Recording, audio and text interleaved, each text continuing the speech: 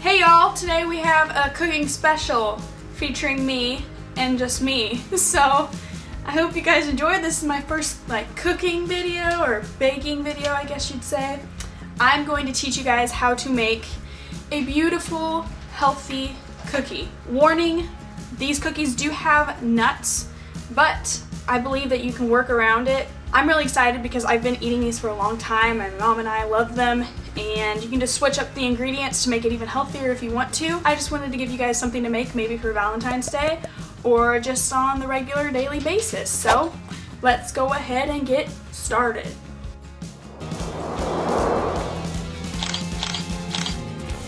So you're gonna need 1 1/4 cups of almond flour, 1/4 teaspoon of salt, 1/4 teaspoon of baking soda, 1/8 cup of neutral oil such as canola or sunflower oil, 1/4 cup of sweetening syrup such as Davinci's, or a 1/2 cup of granulated sweetener like Splenda, but I'm going to be using stevia because that's a lot healthier in my book at least. 2 teaspoons of vanilla extract, 1/3 cup of dark chocolate chips, and 1/2 cup of chopped walnuts or other nuts, and that's optional. And as you prepare your ingredients, you're going to want to set your oven to 350 and let it preheat. Making our way here through the Crockett kitchen, we're gonna need a big stirring bowl. I found a glass bowl, so that's pretty classy. I'm just gonna start adding all the ingredients right into my bowl. So here we go. So I've added the walnuts. Now I'm adding the 1/3 cup of chocolate chips, 2 teaspoons of vanilla extract, 1/4 cup of stevia, 1/4 cup of, I use walnut oil, but you can use canola oil, 1/2 teaspoon of salt and baking soda, and all the almond flour, which is 1 1/4 cups. Wow. So I laid out a cookie sheet right here so we can start making the cookies, and I'm using some parchment paper to put right on top. Key to this is to not use wax paper because I used that one time and it almost set my kitchen on fire. So I'm just gonna cut this and shape it to the pan. Now I'm going to start molding the cookies, and this is my favorite part because there is no eggs in this. Therefore, you can eat the cookie dough while you do it. So if you honestly didn't want to bake these, you could just make cookie dough out of this. It's so fun. So here we go.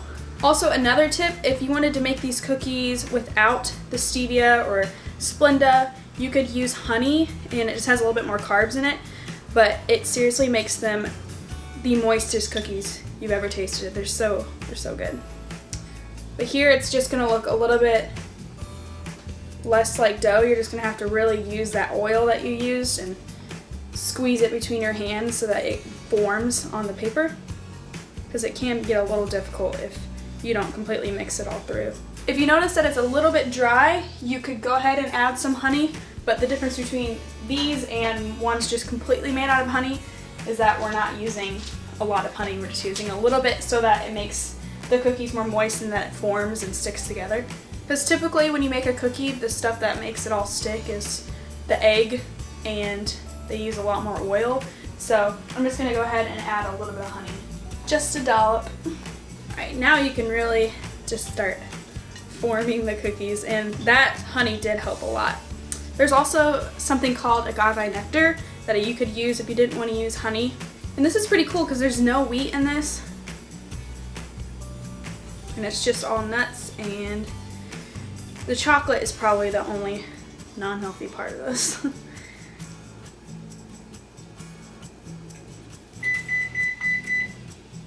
And the oven is ready. Let's go ahead and put them in. So these are the brilliant pieces of art, and as you can tell, you already know they're gonna be dank. So let's go ahead and transfer them into the oven because the oven is preheat. The oven is preheated and ready to go, so let's go ahead and put them on in there. Oh, pull back the paper so it doesn't go off. And I'm gonna set the timer for about 8 minutes. Cook time. 8, start. Breaking news. The cookies are done. They are done. See, proof. Woo! It is hot and steamy. Woo! All right. Make sure you turn off the oven so you don't burn anything. I got my mitts. These look beautiful. I am definitely not made for Food Network, but these look amazing for just your average teen trying to make herself some cookies. You feel me? And they're slightly healthy for you. A lot healthier than normal. So let's go ahead and wait for these to dry off, cool off for a while, and then we'll do a taste test.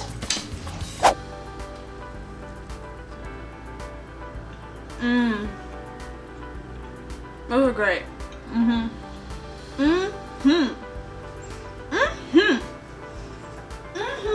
Can I get an amen? No well.